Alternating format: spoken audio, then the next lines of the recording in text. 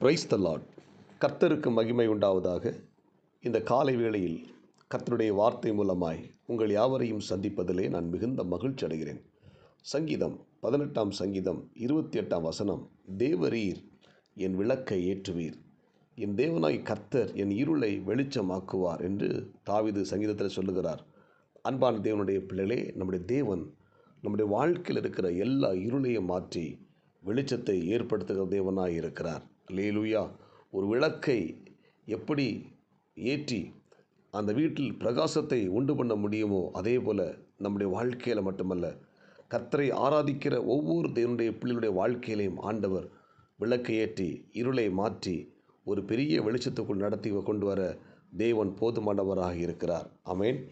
தாவீது 23ஆம் சங்கீதத்தில் சொல்லும்போது, நான் மரண இருளின் பள்ளத்தாக்கிலே நடந்தேன், பொல்லாப்புக்கு பயப்படேன், தேவரீர் என்னோடு கூட இருக்கிறீர். மரண இருள், இந்த காலை வேளையில் தாவீதை போல மரண இருளின் பள்ளத்தாக்கில் நாம் நடந்து கொண்டிருக்கலாம். பலவிதமான ஆபத்துக்கள், நெருக்கங்கள், கடினமான சூழ்நிலைகள், கடன் பாரங்கள், வியாதிகள், இப்படிப்பட்ட பல இடங்களில் நாம் தவித்து கொண்டிருக்கலாம். ஒரு இருளான அனுபவத்துக்குள்ளே நாம் வாழ்ந்து கொண்டிருக்கலாம். ஆவியானவர் சொல்கிறார், இந்த இருளை எல்லாம் மாற்றி, அல்லேலூயா, நான் உன் கூட இருந்து உன்னை வழி நடத்துவேன் என்று சொல்லுகிறார். ஆமென். இறைவார்த்தை கேட்கிற தேவனுடைய பிள்ளைகளே, உங்கள் வாழ்க்கையில் இருக்கிற எல்லா இருளையும் ஆண்டவர் இன்றைக்கு அகற்றுவார். ஆமென். ஒரு பெரிய வெளிச்சத்தை ஆண்டவர் கொண்டு வருவார். மரண இருளின் பள்ளத்தாக்கிலே நடந்தாலும் பொல்லாப்புக்கு பயப்படும் என்று தாவீது சொன்னது போல, ஹல்லேலூயா, தேவர் என்னோடு கூட இருக்கிறீர். ஆமென். இந்த காலை வேளையில் நம்முடைய இருள் எல்லாம் மாறும். ஹல்லேலூயா. நம்முடைய கஷ்டங்கள், நெருக்கங்கள், கடன் பாரங்கள் எல்லாம் மாறும்.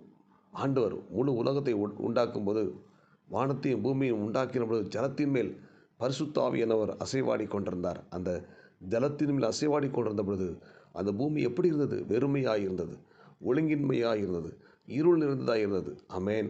பரிசுத்த ஆவியானவர் அந்த பூமியின் மேல் அசைவாடின பொழுது, வானத்தையும் பூமியையும் உண்டாக்கின பொழுது, ஜலத்தின் மேல் அசைவாடின தெய்வம் அவர் அசைவாடி கொண்டிருந்த பொழுது, ஹல்லேலூயா, வெறுமை மாறினது, ஒழுங்கின்மை மாறினது, இருள் அகன்றது, வெளிச்சம் உண்டானது. அல்லேலூயா. இந்த காலை வேளை இறைவார்த்தை கேட்கிற தேவனுடைய பிள்ளைகளை, நம்முடைய வாழ்க்கையில் இருக்கிற வெறுமைகள் மாறும், ஒழுங்கின்மை மாறும், நம்முடைய இருள் மாறும். ஏனென்றால் பரிசுத்த ஆவியானவர் உங்கள் மேலேயும் என் மேலேயும் அவர் அசைவாடி கொண்டிருக்கிறார். எனவே பரிசுத்த ஆவியானவர் நம்முடைய வாழ்க்கையில் அசைவாடும் பொழுது நம்முடைய வாழ்க்கையில் இருக்கிற இருளான அனுபவங்கள் எல்லாம் மாறும். தாவீது அதனால தான் எப்பொழுது பரிசுத்த ஆவியானவர் நினைத்து தேவ சமூகத்தில் ஜெபிக்கும் பொழுதெல்லாம் ஆவியானவர் நிறைவோடு கூட ஜெபிப்பார். எத்தனையோ ஆபத்துக்கள், எத்தனையோ நெருக்கங்கள் அவருக்கு வந்தது. சவுலுக்கு தப்பி வனாந்தரத்தில், காடுகளில், குகைக்குள்ளே இருக்கும் பொழுது அவர் பரிசுத்த ஆவியின் அபிஷேகத்தில் நிரம்பி தேவனை துதித்து பாடி ஆராதிக்க ஆரம்பித்தார். ஆமென். ஹல்லேலூயா. அதனால் சொல்கிற, பரிசுத்த ஆவியை என்னை விட்டு எடுத்துக்கொள்ளாதையும் என்று சொல்லுகிறார். ஹல்லேலூயா. நம்முடைய நல்ல ஆவி என்னை செவையான வழி நடத்துகிறது என்று சொல்லுகிறார். அல்லேலூயா. எனவே பரிசுத்த ஆவியானவரோடு கூட தாவீது இணைக்கப்பட்டிருந்தார். அவரோடு கூட நல்ல ஒரு உறவுக்குள்ள இந்த தாவீது காணப்பட்டபடினால் தாவீதுடைய வாழ்க்கையில் ஒரு பெரிய வெற்றியை, ஒரு ஜெயத்தை கர்த்தர் கொடுத்தார். இருளை கடந்து போக உதவி செய்தார், வெறுமையை கடந்து போக உதவி செய்தார், ஒழுங்கின்மையான காரியங்களை கடந்து போக உதவி செய்தார். பரிசுத்த ஆவியானவர் தாவீதை உயர்த்தினார். அதனால தான் தாவீது ஜெபிக்கிற, ஆண்டவரே என் விளக்கை ஏற்றுவீர். ஹல்லேலூயா. இந்த காலை வேளை இந்த இறைவார்த்தை கேட்கிற தேவனுடைய பிள்ளை, உங்கள் வாழ்க்கையிலையும் ஆண்டவர் விளக்கை ஏற்றுவார். விளக்கு அணைந்து போயிருக்கிறதா? ஒரு இருளான அனுபவத்துக்குள்ளே இருக்கிறீங்களா? வேதனையோடு கூட இருக்கிறீங்களா? கடன் பாரத்தோடு இருக்கிறீங்களா? ஐயோ, நான் என்ன செய்ய போகிறேன் தெரியலையே அப்படின்னு சொல்லி அங்கலாய்த்து கொண்டு இருக்கலாம்.